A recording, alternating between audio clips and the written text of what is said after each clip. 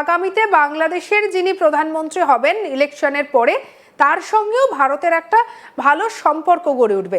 বর্তমানে তো এই লড়াইটা আবার যদি আওয়ামী লীগ ব্যাক করে তাহলে সেই আগের লড়াই আওয়ামী লীগ বনাম বিএনপি এই লড়াইটাই কিন্তু হয়ে দাঁড়াচ্ছে।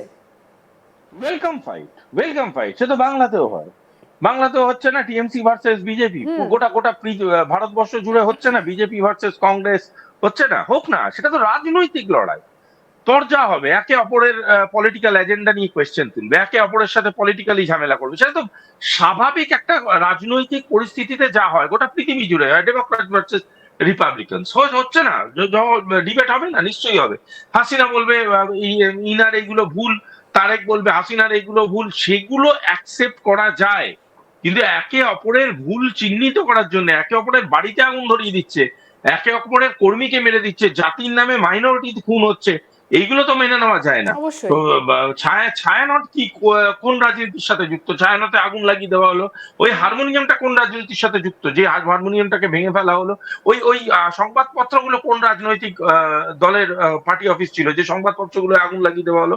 শুনুন, এই অরাজকতা যেটা চলছে, এই অরাজকতা বন্ধ করার জন্য পলিটিক্যাল সলিউশন দরকার, এবং এখন যে পলিটিক্যাল ডিবেটটা হচ্ছে দ্যাট ইজ বিফোর ইলেকশন, যে ডিবেটটা উই ওয়েলকাম ইট, এটা হওয়া উচিত। এই পলিটিক্যাল ডিবেটটা হোক না, কি অসুবিধা আছে?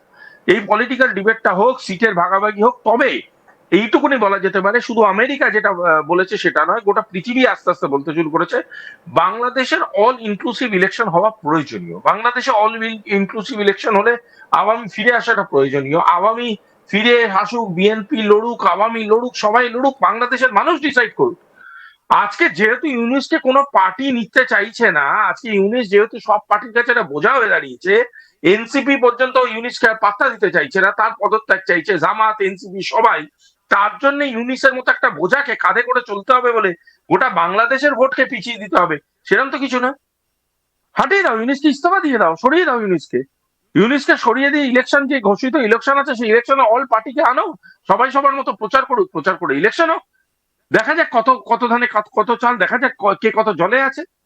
এই ধরনের কথা বলার কোনো মানে নেই যে মোহাম্মদ ইউনূস যেই ধরনের পলিটিক্সটা করছে সেটা বাংলাদেশের অপূরণীয় ক্ষতি করে যাচ্ছে।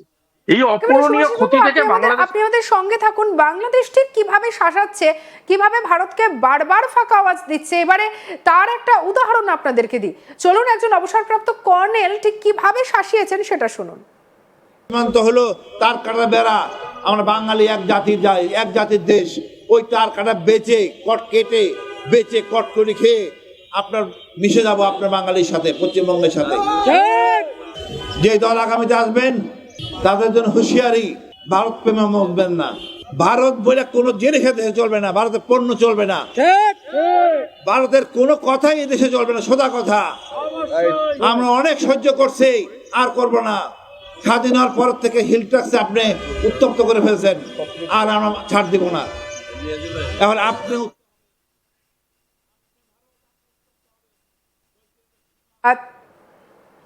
সুভাষিস বাবু, এই যে বক্তব্যটা আমরা শুনলাম, যে সেখানে বলা হচ্ছে যে একেবারে তার কাটা পেরিয়ে যাবে, কটকটি বানিয়ে দেব, নানা রকমের হুঙ্কার, আবার বাংলাদেশ নাকি পশ্চিম বাংলার সঙ্গে মিশে যাবে, এর থেকে হাস্যকর আর কিছু হতে পারে? মানেটা কি? বাংলাদেশ পশ্চিমবঙ্গের সাথে মিশে যাবে, মমতা ব্যানার্জি প্রধানমন্ত্রী হবে? মানে আমি বুঝতে পারছি না, মানে এই কথাগুলোর মানেটা কি? এই কথাগুলোর তো ওদেরই এগেনস্টে যাবে এই ব্যাপারটা। অবভিয়াসলি বাংলাদেশ পশ্চিমবাংলার সাথে মিশে গেলে এটা তো একটা রাষ্ট্রীয় ব্যাপার, তো সেটাকে কিভাবে ডিল করবে আমাদের দেশের প্রধানমন্ত্রী সেটা বুঝবে। এটা তো মানে আমি সত্যি কথা বলছি, আজকে বলতে গেলে আমার হাসি পেয়ে যাচ্ছে। একটা কার্নেল, তার তো পেনশন টেনশন পায়, হয়তো সেই পেনশনটা আটকে রাজনীতি করছেন, ওয়েলকাম। অনেক অনেক সবাই তো একটা সিভিল সোসাইটি থেকেই আসছেন, তাদেরও তো একটা রাইটস আছে পলিটিক্স করার, করছেন। উনার যা মনে হয়েছে উনি বলেছেন, মানে আমার তো খুব খারাপ লাগছে একটাই জিনিস ভেবে, যে উনি যদি হার্টের প্রবলেম হন বা পেটের প্রবলেম হয়, আবার তো সেই পিএলএস নার্সিং হোমে আসতে হবে, আবার সেই ব্যাঙ্গালোর চেন্নাইতেই আসতে হবে চিকিৎসা করতে, আবার সেই লাইনে দাঁড়িয়ে ভিসা করাতে হবে। সুতরাং ওনার শরীরের সুস্থতা কামনা করি। দ্বিতীয় জিনিস হচ্ছে আর্মি এবং আর্মি যারা কারেন্ট সার্ভিং অফিসার, তারা তো এরকম ধরনের কথা কেউ বলছে বলে শুনিনি। আমি তো ওয়াকারুজ্জামানের গলায় একবারও শুনলাম না এই ধরনের কথা। আমি তো ওয়াকারুজ্জামানের মুখে একবারও শুনলাম না ভারতকে অ্যাটাক করতে হবে, ভারত বিরোধী কথাবার্তা। উল্টে তো বলছে ভারতের সাথে সুসম্পর্ক রাখাটাই নৈতিকভাবে আমাদের উচিত। সুতরাং তাহলে এই কথাগুলো বলার মানেটা কি? তাহলে এই কথাগুলো করার মানেটা কি? এরকম নয় তো যে উনি কর্নেল তাই উনি বুঝতে পারছেন যে হয়তো কোথাও গিয়ে উনাদের দেশের আর্মি আর উনাদের দেশের সরকারকে মেনে নেবে না, এবং উনাদের দেশের আর্মি আগামী কিছুদিনের মধ্যেই ধুম করে মিলিটারি কুটু করে বসবে না তো? সেরকম আভাস পেয়েই উনি এরকম ব্যাকাতারা কথা বলে আরো ঝামেলাটাকে বাড়িয়ে দিতে চাইছেন। কে জানে আগামী দিনে কি লেখা আছে। আর শুভাশিস বাবু, আমরা এই যে দেখলাম যে লন্ডন থেকে 17 বছর পরে তারেক রহমান ফিরে এলেন, এবং তার এই যে ফিরে আসা, সেটা কি মনে হচ্ছে যে বাংলাদেশের মাটিতে কি কোনো পরিবর্তন আসতে পারবে? কারণ ইউনূসের জামানা যে শেষ, সেটা এখন বাচ্চা থেকে বড় সবাই জানে, লড়াইটা এখন সামনাসামনি এসে গেছে। তারেক রহমান কি পারবে এই অশান্ত বাংলাদেশকে শান্ত করতে, নাকি তারও সেই প্ল্যান কোথাও গিয়ে আমেরিকার কাছে বেছে দেওয়া? দেখুন, আমি সরকার তৈরি হয়ে যাওয়ার পরে গভর্নমেন্ট কি পলিসি করবে না করবে ওটা বাংলাদেশের সভারেন মাইন্ডসেট, ওটাতে ভারতবর্ষ কোনোদিনই মাথা গলাবে না এবং গলানোর কোনো ইন্টারেস্টও নেই। যেহেতু বাংলাদেশ ভারতবর্ষের একটা অ্যাডজাসেন্ট টেরিটরি, তিন দিক দিয়ে আমরাই আছি, তার জন্য বাংলাদেশের প্রতিটি পদক্ষেপকে আমরা অত্যন্ত সিরিয়াসলি পর্যবেক্ষণ করছি, এটা বলতে পারেন, অবজার্ভ করছি। এবার সেক্ষেত্রে বলা যেতে পারে যেহেতু তারেক রহমানের রিপ্রেজেন্টেশনটা বিএনপির মতো একটা বৃহত্তম দল, বাংলাদেশের রাজনীতিকে যদি দুভাগে বিভক্ত করা যায় সেটা আওয়ামী এবং বিএনপির মধ্যেই মানে সমগ্রতা পাওয়ার উচিত। তো সেখানে বিএনপির সব থেকে বড় leader at this point of time after Khaleda Zia is obviously Rahman. এবার যখন উনি এসছেন, খালেদ আসার পর থেকে উনি যেভাবে বাংলাদেশে বিএনপির লোকজনকে উজ্জীবিত করার চেষ্টা করছে, সেটা অবশ্যই বলতে হবে বিএনপির রাজনৈতিক ভবিষ্যতের জন্য একটা মূল্যবান পদক্ষেপ। এবং এই এই উজ্জীবিত করার যে প্রক্রিয়াটা আছে, এটা বাংলাদেশের রাজনীতিকরণের পক্ষে যথেষ্ট ভালো দিক একটা। তার কারণটা হচ্ছে, দেখুন, যারা এতদিন ধরে ক্ষয়ক্ষতিগ্রস্ত হচ্ছিল, যারা এতদিন ধরে খুন হচ্ছিল, যাদের বাড়ি জ্বলছিল, সেই সবকটা মানুষ অ্যাটলিস্ট একটা পলিটিক্যাল আশ্বাস তো পাচ্ছে যে আই হ্যাভ আ প্ল্যান। উনি একটা কথা বলেছেন, what kind of plan? Obviously যে মানুষ সরকার করতে চায় তার প্ল্যানটা তো শুধুমাত্র বাংলাদেশের কটা ডিস্ট্রিক্টের মধ্যে ঝামেলা করা হতে পারে না, তার প্ল্যানটা তো অনেক ওয়াইডার প্ল্যান হবে।